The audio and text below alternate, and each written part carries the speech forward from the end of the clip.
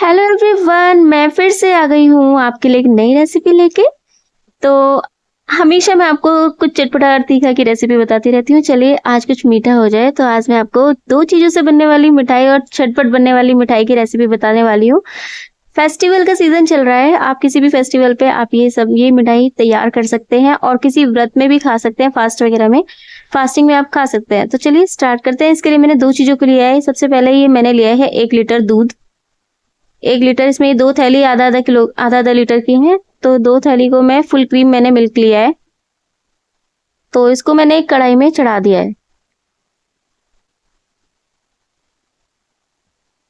तो इसको मैंने फुल फ्लेम पे अभी इसको पकाऊंगी और ये तब तक हीट करना है जब तक कि ये गाढ़ा हो जाए। जब ये थिक हो जाएगा उसके बाद की प्रोसेसिंग मैं आपको बताऊंगी। तो पहले हम इस दूध को ही पका लेते हैं, काफी देर तक टाइम लग जाएगा इसको पकाने में जब तक ये गाढ़ा होगा।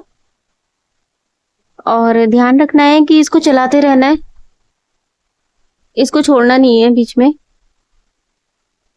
तो कम से कम आधा घंटा हो गया होगा और ये दूध इस तरह से पहले से देखो कम भी हो गया है और गाढ़ा भी हो गया है। अब दूसरी चीज क्या ली है मैंने, पनीर। ये है 200 ग्राम पनीर। 1 लीटर मिल्क लिया था और 200 ग्राम मैंने पनीर, 200 ग्राम मैंने पनीर लिया है। तो इसको हम ग्रेट कर लेंगे, कद्दूकस कर लेंगे इससे। तो ये सारा पनीर मैंने कद्दूकस करके इसमें डाल दिया है। मतलब इसको ग्रेट करके इसमें डाल देंगे दूध में, जो हमारा दूध गाढ़ा हो गया था। तो मैं सोची थी थोड़ा बचा लूं, लेकिन नहीं, इसमें सारा ही 200 ग्राम पनीर डलेगा। मार्केट में ये बना बनाया पनीर मिल जाता है, इस तरह का पैकेट। अगर आपके पास वैसा पनीर है तो वो आप नॉर्मल पनीर भी डाल सकते हैं।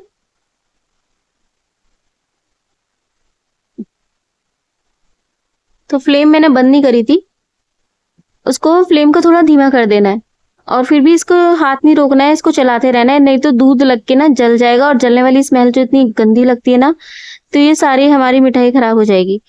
तो इसको पनीर डालने के बाद कम से कम 20-25 मिनट तक इसको ऐसे ही चलाना है। 20 मिनट चला लीजिए। फिर उसके बाद ये छोटी वाली कटोरी ली है ना मैंने, इतनी भर के एक मैंने चीनी डाल दी। चीनी आप अपने तरीके से देख लेना, लेकिन बिल्कुल परफेक्ट मीठा डाला था इसमें। छोटी वाली कटोरी भर के डाल दी तो एकदम परफेक्ट मीठी हो गई थी। और ये है 1 चम्मच भर के इलायची पाउडर। इलायची लाके मैंने उसको मिक्सी में पाउडर बना लिया था, फिर उसको 1 चम्मच मैंने इसमें डाल दिया था। तो चीनी डल गई, इलायची डल गई। केवल 2 या 4 चीजें यूज हुई हैं, केवल पनीर और दूध से मिलकर बना है। तो चीजें तो 2 ही यूज हुई हैं, बाकी तो सब वो है इसको स्वाद बढ़ाने के लिए। तो अब इन सब चीजों को मिक्स भी कर लेंगे और चला भी लेंगे। अब ना इसको ना इतना चलाना है, इतना चलाना है ये थोड़ा सा और गाढ़ा हो जाए। जब इसकी थिकनेस हो जाएगी इसमें काफी अच्छी तरह से, तो इसको फिर भी चलाते रहना है और तब तक चलाना है जब तक ये कढ़ाई पे लगना बंद हो जाए। तो जैसे ऑयल मतलब ऑयल के घी छोड़ देता है ये। तो घी छोड़ने से क्या होता है, इसमें थोड़ा चिकनापन आ जाता है, जिससे ये कढ़ाई में इस तरह से जैसे दूध दिखाई दे रहा है ना आपको, तो ये दूध ना कढ़ाई पे लगना बंद हो जाएगा। ये देखो पहले से और कितना गाढ़ा हो गया है। कम से कम इसको इस प्रोसेसिंग में मेरे को लग गई होंगे 25-30 मिनट, आधा घंटा लग ही गया होगा, या जल्दी भी हो सकता है। इसमें फ्लेम तेज करके करना है, जल्दी जल्दी, हाथ नहीं रोकना, नहीं तो ये साथ के साथ इसमें जो मावा सा बन जाता है वो लगने लगता है। तो स्पीड में इसको चलाना है। ये देखो पहले से कितना गाढ़ा हो गया और कढ़ाई पे चिपकना शुरू हो गया है। तो कढ़ाई में से इसको साइड साइड से छुटाते भी रहना है और फिर भी इसको चलाते रहना है। ये बहुत ही जबरदस्त मिठाई बन के तैयार होगी। ये है कलाकंद। तो ये कलाकंद मार्केट में मिलता है और भरोसा नहीं होता कि खोया कैसा डला हुआ है, कैसा पनीर डला हुआ है। तो मतलब इसे ना घर में बनाओ तो ये बहुत ही अच्छा मिठाई बनके और जल्दी बनके तैयार हो जाती है। बहुत इजी रेसिपी है, बस इसको चलाना ही चलाना है और कुछ नहीं करना। और एक बर्तन ले लेते हैं, आपके पास इसको जमाने के लिए कुछ और हो तो आप उसमें कर सकते हैं। मेरे पास नहीं था तो मैंने इसमें जमा दिया है इसको। तो ये कलाकंद या बर्फी जमाने के लिए मोल्ड आता है मार्केट में, तो वो नहीं था मेरे पास, तो मैंने इसी छोटी सी प्लेट में इसको कर लूंगी। तो पहले से ग्रीस कर लेंगे घी लगा के। उस प्लेट को। अभी देखो इसमें थोड़ा-थोड़ा सा इस तरह से दिख रहा है, अभी इसको और पकाएँगे, मतलब गाढ़ा हो जाए, अभी भी पतला लग रहा है मेरे को ये। ये देखो, अब देखो ये इसमें से वो पानी घी सा दिखना बंद हो गया है और ये अच्छी तरह से लिक्विड से ये थिक हो गया है, सॉलिड फॉर्म में आ गया है। तो इसको अब हम अच्छी तरह से कढ़ाई पे देखो कहीं लग भी नहीं रहा है, आसानी से छूट रहा है। इसका पलटा हटा के देखेंगे तो कढ़ाई में चिपक नहीं रहा है। तो इस पोजीशन पे ये हमारा कलाकंद तैयार हो गया है। कलाकंद दानेदार होता है, मिल्क केक आपने खाया होगा वो भी दानेदार होता है। तो आप इस तरीके से ये दोनों चीज बना सकते हैं। तो फिर इसे एक मोल्ड होता है ना जैसे, तो उस पे फैला लेंगे। अब इस पोजीशन पे ये बिल्कुल रेडी है। मैंने सारा इकट्ठा कर लिया है, बहुत आसानी से छुट भी रहा है। और इसको तुरंत से ही इस बर्तन के दूसरे बर्तन या थाली आप कुछ भी ले सकते हो, उसमें घी लगा लेना, बस ग्रीस कर लेना घी से पूरी प्लेट पे, जिससे कि आसानी से छूट जाए हमारी मिठाई। और इसको ऐसे चारों तरफ फैला देंगे।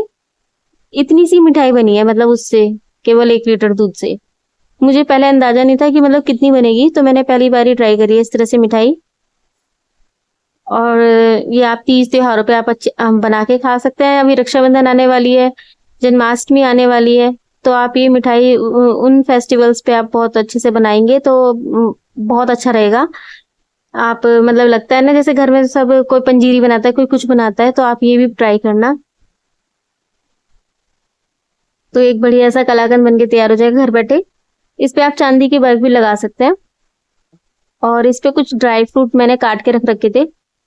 तो जब ड्राई फ्रूट जब डालने हैं, जब ये थोड़ा सा ठंडा होने लग जाए, तो कटे हुए ड्राई फ्रूट मैं इसके ऊपर जब थोड़ी देर के लिए मैंने इसको एसी में रख दिया था, जिससे जल्दी ठंडा हो जाए। और उसके बाद मैंने ये ड्राई फ्रूट इसको बाहर लाके फिर से दोबारा से जब ये ठंडा हो गया अच्छे से, तो मैंने इस पे ड्राई फ्रूट डाल दिए।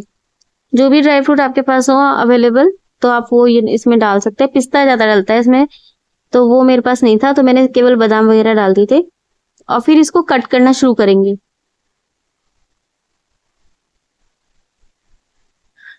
तो किसी पैने से चाकू से, नुकीले चाकू से इसको कट करना शुरू कर देंगे और इसे बर्फी की शेप में काटेंगे। जैसे बाजार में मिल्क केक वगैरह आता है, कलाकंद आता है, उसी शेप में इसको हम काट लेंगे।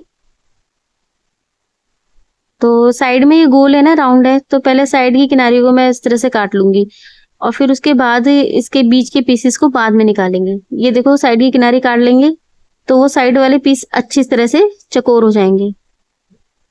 स्क्वायर शेप में काटना है इनको, तो जिससे शेप खराब ना हो, इसलिए मैंने वो पतली वाली किनारी थोड़ी सी पतली काट दी थी इस तरह से, ये साइड में जो है। तो इसको चक्कू से नहीं छुटाना, इसको ना पलटा होता है ना जिससे हलवा वगैरह बनाते हैं, तो चक्कू से इसको कट के निशान लगाने के बाद उसे पलटे की सहायता से निकालेंगे। पहले ये साइड वाला जो खराब खराब सा था उसको निकाल लेते हैं। अब स्क्वायर शेप में बहुत आसानी से निकल जाएंगे पलटे की सहायता से। मैंने एक छोटा सा पलटा लिया था इसको निकालने के लिए। देखो इस तरह से उठाऊंगी ना तो बर्फी का पीस अपने आप ही कट के निकल जाएगा बाहर।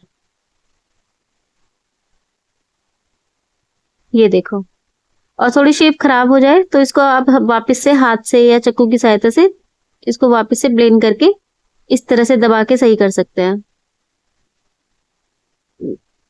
ये देखो कितना बढ़िया बनके तैयार हुआ है।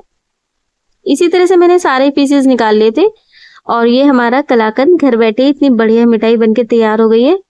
तो रेसिपी आपको कैसी लगी? अच्छी लगी हो तो आप जरूर ट्राई करना। Thanks for watching, bye bye.